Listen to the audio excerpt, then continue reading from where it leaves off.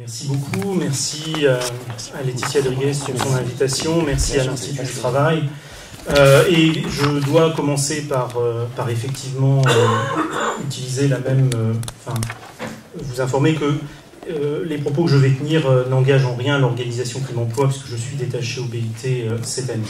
Alors, la proposition que je vous fais là pendant cette vingtaine de minutes qui m'appartient, c'est de vous amener dans le secteur maritime, secteur du travail maritime, secteur du travail à la pêche, pour non pas décrire des instruments qui ont été adoptés dans ce secteur-là, mais pour essayer de partager avec vous un certain nombre d'observations autour de la question pourquoi ça fonctionne pas. C'est-à-dire pourquoi des instruments de l'OIT parfois arrivent à rencontrer les intérêts des États membres, les intérêts en l'occurrence des armateurs, des gens de mer, des pêcheurs, et à changer leur existence concrètement. Pourquoi parfois c'est beaucoup plus difficile, pourquoi ça prend du temps et parfois ça échoue. Alors, je voudrais commencer peut-être un premier point pour revenir sur des éléments qu'on a vus ce matin ensemble, qui ont été évoqués. Quand on parle des activités normatives de l'OIT, il y a plusieurs adjectifs qui sont utilisés pour décrire l'état de ces activités normatives, mais on est dans une période où ces activités normatives sont sous tension. Ça se sent à travers, sous différents angles, je vais en prendre simplement deux. En termes d'adoption des normes, on voit un ralentissement ces dernières années du nombre de conventions qui sont adoptées, signe sans doute que les conditions du tripartisme, le tripartisme c'est un principe mais c'est aussi quelque chose qui se vit, c'est des rapports concrets entre employeurs, entre travailleurs. Les conditions du tripartisme ne favorisent pas à l'heure actuelle le développement de cette législation internationale du travail, avec comme exception la Convention 190, ça a été dit, sur le harcèlement et la violence au travail, adoptée cette année. Vous avez aussi évoqué la tension sur le système de contrôle qui nous a été présenté ce matin et qui nous a été décrit ce matin, ce système de contrôle. Il y a eu la crise en 2012 sur le droit de grève qui effectivement a quand même beaucoup remis en cause les mandats accordés aux organes de contrôle de cette organisation. Et au-delà de cela, c'est-à-dire au-delà de cette crise particulière, pour travailler dans le département des normes, c'est-à-dire au secrétariat de la commission d'experts sur l'application des recommandations et des conventions, il y a un problème réel, c'est la capacité à traiter le travail à faire. C'est-à-dire chaque année, environ 2000 rapports sont reçus, la capacité de traitement, c'est 1300, quelque chose comme ça. Donc il y a un véritable problème de ressources, de capacité à traiter l'ensemble des informations qui sont transmises, et ça participe à mettre sous tension cette action normative. Pour autant, il y a des facteurs d'espoir.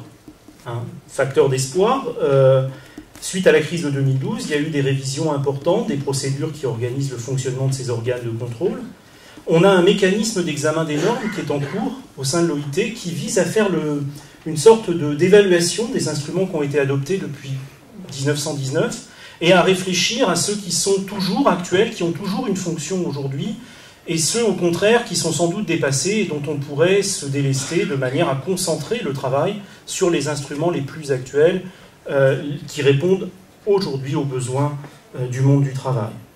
Et puis, dans le département qui m'accueille, il y a une réflexion qui est engagée actuellement, parce que quand la commission d'experts examine les rapports nationaux que les États envoient pour faire état de l'application d'une convention, la Commission adopte des commentaires en réponse à ces rapports, elle commente ces rapports, et souvent on met en évidence dans ces commentaires des problèmes d'application.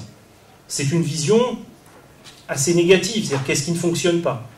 Il y a une réflexion qui est engagée aujourd'hui pour essayer de tirer de toutes ces informations qu'on trouve dans les rapports, et c'est très riche. C'est des rapports qui font parfois plusieurs dizaines de pages. Dans toutes ces informations, il y a des bonnes pratiques. Et on aimerait aller aussi vers une logique de partage des bonnes pratiques entre États. C'est-à-dire pas simplement pointer du doigt les problèmes, mais aussi essayer d'apporter ou de communiquer sur des solutions qui sont mises en œuvre et qui pourraient inspirer d'autres États.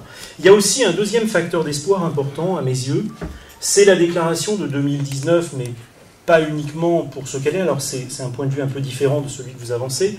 Dans la déclaration, il y a un point qui rappelle quand même l'importance des activités normatives, l'importance que ces activités ont pour l'organisation, et qui insiste notamment à ce niveau-là sur l'importance de penser cette question des normes dans le contexte qui a été évoqué du système multilatéral. L'OIT adopte des normes, mais aujourd'hui, ces normes, elles ont vocation à s'appliquer dans des pays qui, par ailleurs, voient apparaître d'autres instruments adoptés par d'autres organisations. Et donc, peut-être qu'il faut commencer à avoir une approche un peu cohérente, une approche discutée entre toutes ces organisations, de manière à avoir des stratégies qui sont des stratégies coordonnées. Donc, il y a cette logique de redonner confiance dans les normes, dans le cadre du système multilatéral, dans un esprit de coopération. Et d'un point de vue très concret, ça s'est traduit cette année au niveau du conseil d'administration de l'OIT, puisque le budget qui est alloué aux organes de contrôle a progressé. C'est un des rares budgets qui a progressé, notamment de la commission d'experts. Il y a eu un souci quand même de mettre des moyens sur ce sujet-là, notamment pour qu'il améliore ses procédures, qu'il se numérise, qu'il continue à se développer. Donc, quelques propos introductifs pour dire qu'on a un système en tension, mais ce serait quand même dommage de ne voir les choses que sous un angle négatif. Il y a aussi tout un tas de réformes qui sont en cours, qui produiront peut-être des effets dans les années à venir et qui sont source d'amélioration. Au milieu de tout ça, il y a le secteur maritime. Et la question, c'est, est-ce que dans ce système normatif en tension, est-ce que le secteur maritime est un secteur préservé? Depuis le début des années 2000, il y a 3 grandes conventions qui ont été adoptées dans le secteur maritime et de la pêche.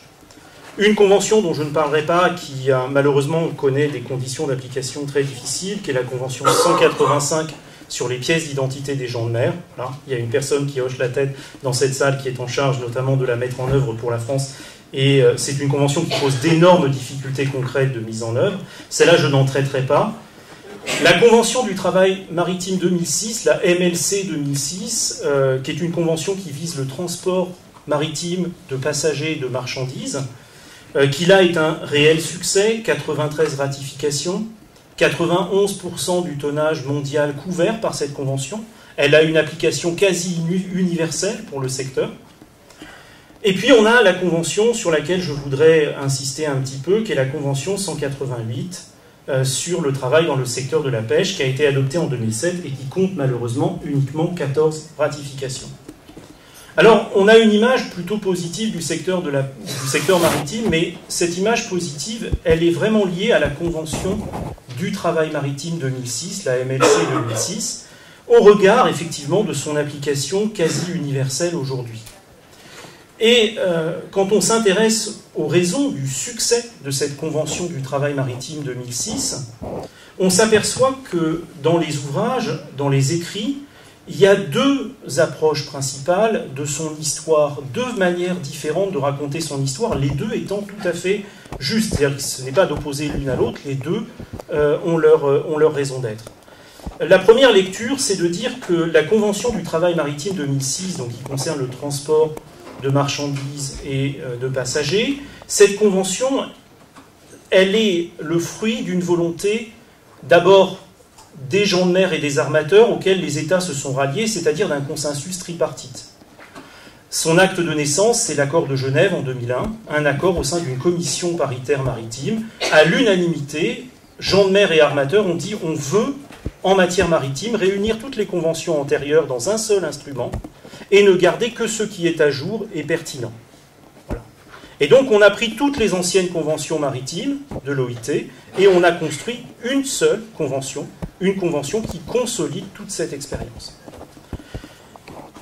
Évidemment, ça s'est fait parce que le dialogue social dans le secteur maritime a sans doute quelque chose de particulier. La capacité de consensus, et il suffit d'assister à des réunions, à l'OIT, quand on assiste à des réunions généralistes ou à des réunions du secteur maritime, la capacité à construire des consensus, quand on a affaire aux organisations de gens de mer et d'armateurs, est très forte. Il y a un rapport social qui est un rapport de plutôt bonne qualité, et au sein des organisations qui représentent les gens de mer et qui représentent les armateurs, il y a eu aussi une évolution considérable dans leur manière de se parler. Je pense, pour les gens de mer, c'est ITF, l'International Transport Federation, qui est une organisation des ouvriers du transport. Du côté des armateurs, c'est plutôt l'International Chamber of Shipping. Eh bien, ces deux organisations ont réussi à négocier en 2003 un accord cadre international. C'est pour faire le lien avec la prochaine intervention. Accord cadre international qui a une application et qui traite de sujets que les conventions de l'OIT ne traitent pas, comme par exemple la détermination du salaire, le montant du salaire. Donc on a dans le secteur maritime un dialogue social de très bonne qualité, et ce qui a donné naissance à cette convention, c'est vraiment un acte de volonté, c'est la lecture volontariste.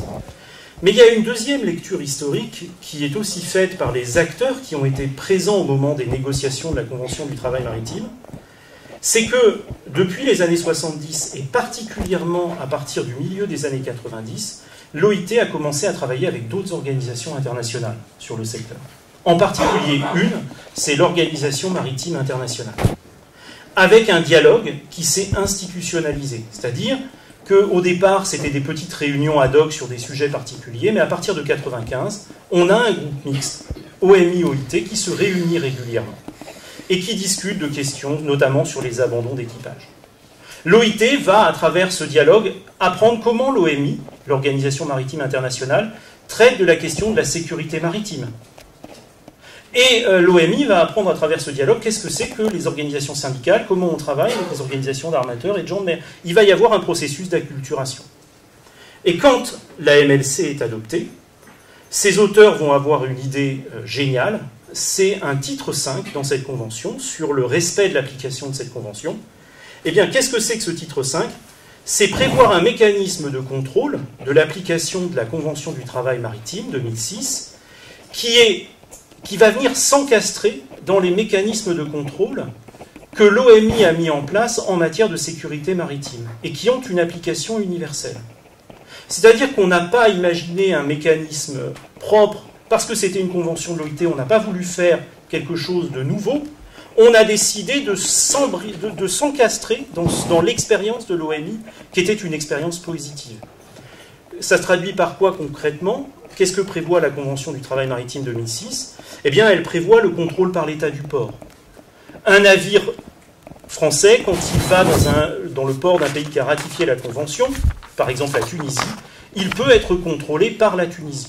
Et on va vérifier en Tunisie que le navire respecte bien les conditions de la Convention. C'est une clause de traitement pas plus favorable aussi. Ça veut dire que la Tunisie, elle peut contrôler le navire français parce que la France a ratifié la Convention. Mais elle peut contrôler aussi, sur la base de la Convention, un navire des États-Unis, parce que les États-Unis n'ont pas ratifié cette Convention. Clause de traitement pas plus favorable, ça veut dire que je peux aussi inspecter à bord et vérifier si les conditions de travail sont respectées au regard de la Convention, même pour les États qui ne l'ont pas ratifiée. Le troisième pilier de la logique OMI, c'est la certification. Et là, on a créé une certification sociale. Si vous ratifiez votre navire à des certificats, et l'inspection sera plus fluide, plus rapide. Voilà. Il y a un plus à ratifier. C'est ce qui explique aujourd'hui le succès de cette convention. C'est une convention qui est un succès, d'une part parce qu'il y a eu une volonté très forte des partenaires sociaux, c'est le volontarisme, mais c'est aussi parce qu'elle est le produit de cette acculturation. Acculturation, on a été chercher l'expérience d'une autre organisation internationale et on s'est appuyé sur cette expérience. Alors j'en viens maintenant à la Convention sur le travail à la pêche, 14 ratifications. Entrée en vigueur en 2017. Le bilan est pour l'instant beaucoup moins positif que celui de la Convention du travail maritime 2006. L'explication, la première qui vient en tête, c'est le contexte de la pêche. Le travail maritime sur les navires de commerce, ce sont des relations industrielles classiques.